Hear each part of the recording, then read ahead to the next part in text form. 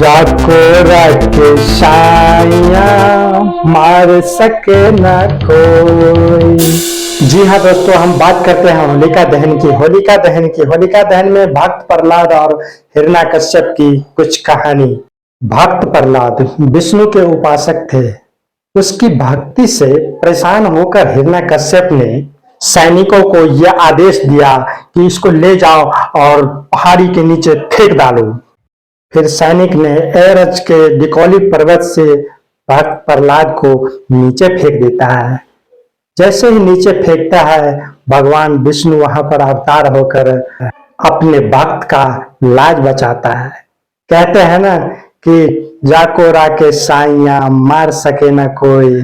भगवान विष्णु उसे बचा लेता है। हिरण्याकश्यप लेकिन उससे बहुत क्रोधित रहता है, क्योंकि भक्त प्रहलाद दिन रात विष्णु की याद में डूबा रहता है। जब उसको पहाड़ी से फेंकता है, फिर भी वह बच जाता है। फिर उसके मन में एक विनाशकारी बुद्धि प्रकट होता है। कभी उसको गर्म पानी में बैठाता है, तो कभी उबलता हुआ दूध में बैठाता है, क्योंकि वह किसी तरह चाहता है कि भक्त प्रहलाद का अंत हो, क्योंकि वह दिन रात जो है विष्णु की याद में डूबा रहता है इसलिए। और विष्णु से हिरण्याकश्यप को काफी जलन रहता है।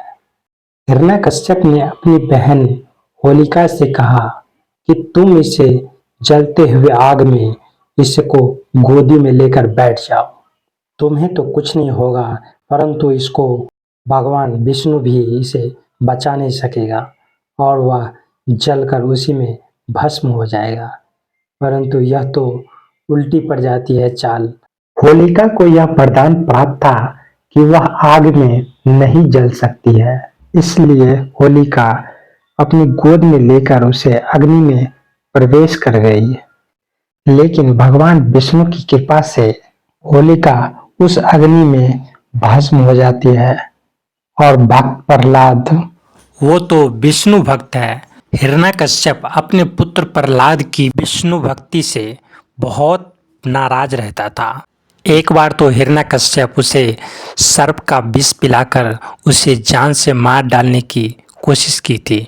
फिर माता पार्वती ने देवों के देव महादेव शिव शंकर भोलेनाथ को यह सारी कहानी पार्वती जी बोलते हैं, तो देवों के देव महादेव कहते हैं कि देवी मैं सब कुछ देख रहा हूँ, सब कुछ देख रहा हूँ।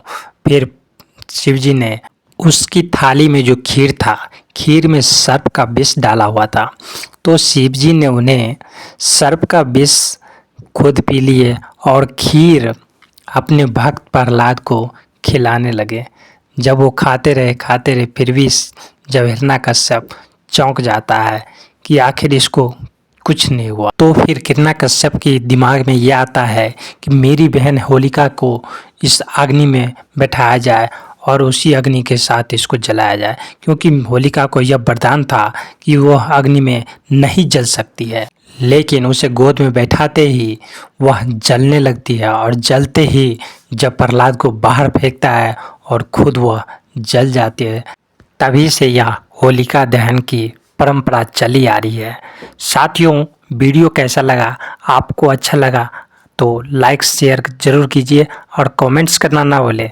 तो उसी समय से होलिका दहन की परंपरा अभी तक चली आ रही है और उसके दूसरे दिन बहुत धूमधाम से होली मनाते हैं, जिसको धुलंडी कहते हैं। वीडियो देखने के लिए आपका बहुत बहुत धन्यवाद।